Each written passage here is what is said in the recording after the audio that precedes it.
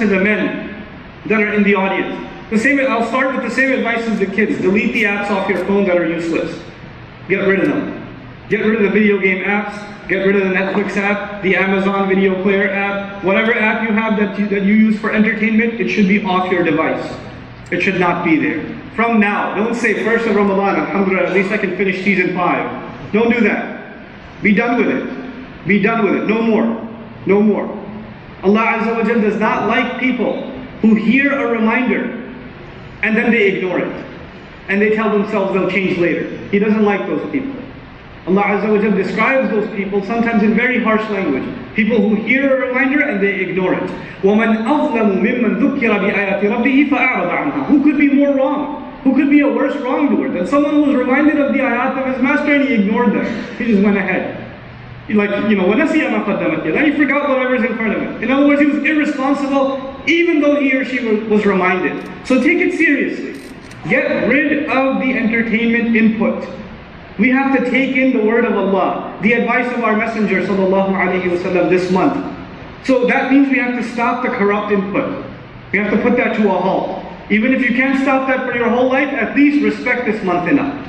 That's my first advice to the men. The second advice to the men is don't have long nights. If you are coming here for Taraweeh and you're making extra salawat, but you're not waking up for Fajr, or you're like, oh, I'll miss the suhoor, it's okay, I had a long night. You're missing the point. The fundamental prayers are Fajr and Isha at the masjid. That's your first goal for Ramadan. When you are meeting that goal, then you add other things. Don't socialize after Taraweeh is done. If you're going to come here, it doesn't matter if you come here for 8 or 20 or 4 or 6, I don't care. But if you come here and you're done with prayers, go home and go to sleep. Don't go home and invite people and 2 in the morning you're up and then you barely wake up for suhoor or whatever. Don't do that. Don't do that. Have time, be here for Fajr. And when you're here for Fajr, you say, well, no, I'm just going to stay up all night and come to Fajr. That way I won't miss it. But that way when you're standing here, you're sleeping when you're standing here.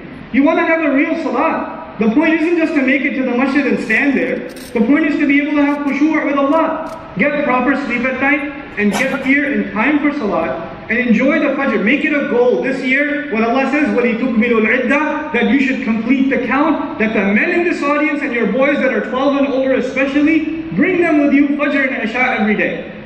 Bring them with you. That's your goal this Ramadan. You're going to make this Ramadan count. That's how you should think.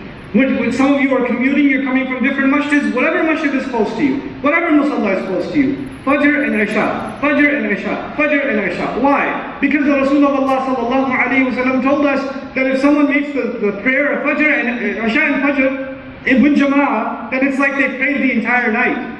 And why would we miss out on being counted for praying the entire night in the month of Ramadan? And can you imagine? The Laylatul Qadr will come in that too. So even if you didn't catch Laylatul Qadr, you caught it by virtue of the words of the Prophet ﷺ because you made Fajr and Isha in the masjid. Why would you miss on that opportunity? So make that a point. This is going to be a special month for all of us. Let's put ourselves to work. Let's change ourselves. Let's really make it special so Allah sees we make a special occasion for ourselves and our families to take care of the month of Ramadan. So Allah says, وَلِتُكْبِلُوا الْعِدَّةِ. Then He says, وَلِتُكَبِّرُوا اللَّهَ عَلَى مَا هَدَاكُمْ. So that you can declare Allah's greatness the way He guided you, based on how He guided you. Now this means many things, but at least one thing I'll highlight to you by means of an example. If I was an employee, if I just got a job, and my job was maybe 2 things I have to do. I have to answer the phone, I have to answer the emails. That's my only job. That's all I have to do. And I decide, well, maybe I should, maybe I should make some photocopies, maybe I should help out in the front desk or whatever. I don't do my real job, I just start doing this extra stuff. And my boss comes back and says, why aren't you answering the phone? Oh, I thought this was kind of important too, and that was important too. You think I'm going to keep my job? No. I was hired for a very particular reason. My priorities, I don't decide what the priority is. They're already given to me by my boss. My boss tells me this is the most important thing, this is the most important thing. Whatever he says is important is important. Whatever he says is not important is not important. He decides, I don't decide. Why am I saying that? Because we declare Allah's greatness. Allah is greater, and Allah sets the priorities based on how He guided us. عَلَى مَا هَدَاكُمْ. You and I don't decide what the priorities are. For some people, the only priority in Ramadan, the only priority is fasting.